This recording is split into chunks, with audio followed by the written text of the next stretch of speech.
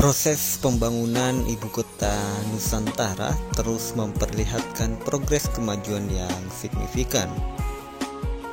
Kemajuan konstruksi fisik infrastruktur yang menjadi tugas dan kewenangan Kementerian PUPR pada tahap pertama mencapai 75% dan tahap kedua mencapai 25%.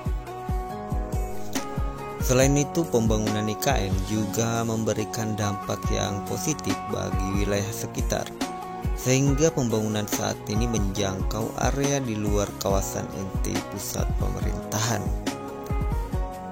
Dampak itu terlihat dari pembangunan sumbu kebangsaan tahap 1 sampai saat ini yang tengah mencapai 96,41% dan bendungan Sepaku Semoy yang sudah rampung 100%. Kemudian pembangunan lainnya dari 4 peletakan batu pertama sebagai tanda dimulainya pengerjaan fisik baru di IKN juga menunjukkan kemajuan yang cukup signifikan.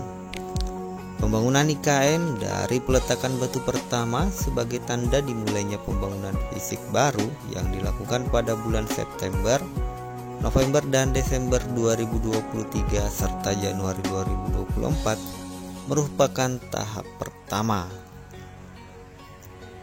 Pembangunan IKN tahap pertama tersebut terdiri dari sektor utama termasuk hotel, hunian, retail, logistik, dan perkantoran. Kemudian ada pendidikan, kesehatan, energi, transportasi, serta area hijau.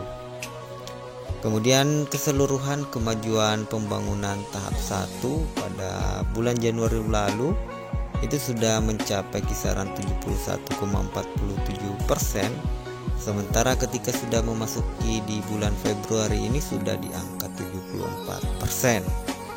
Saat ini pembangunan IKN Nusantara telah berjalan sesuai dengan target yang telah ditetapkan.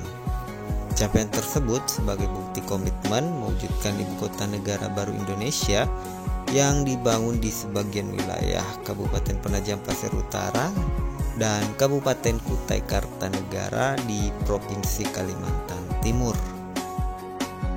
Penyelesaian pengerjaan berbagai sarana prasarana di IKN sesuai target untuk mengukur sejarah baru, yakni melaksanakan upacara peringatan kemerdekaan Republik Indonesia ke-79 pada 17 Agustus 2024 di Ibu Kota Negara Masa Depan Indonesia.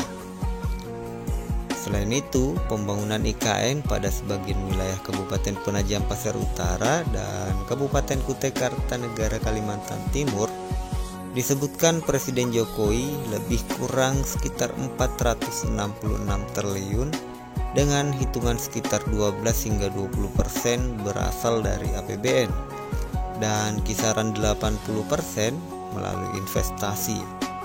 Kemudian pembangunan terbaru, Otorita IKN juga mencatat terdapat 15 perusahaan Finlandia yang menyampaikan minat investasinya di IKN Nusantara.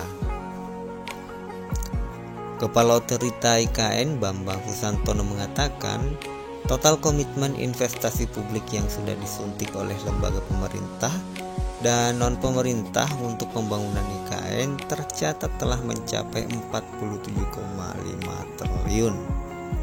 Dari jumlah tersebut, investasi dari swasta mencapai 35,9 triliun, sementara dari sejumlah lembaga pemerintah senilai 11,6 triliun.